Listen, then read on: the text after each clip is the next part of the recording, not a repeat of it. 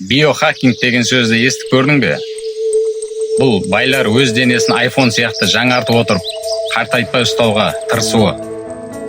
Біреу апталап аш жүреді, екіншісі өзіне жас адамдардың плазмасын құяды. Олар солай қартаюды тоқтатамыз деп ойлайды. Бірақ бір жағдай ескерілмей тұр. Ол нанопластик. Олар мен өмірімнен пластикті алып тастадым деп тек шыны ыдыстан су ішіп мақтанады.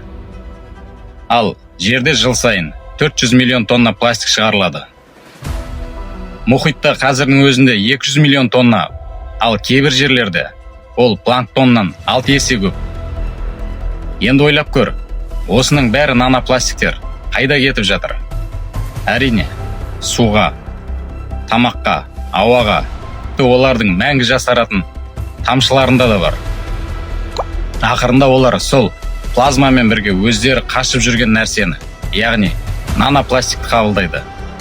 Ол жасушаларға кіріп, ДНК мен миға зиян келтіреді.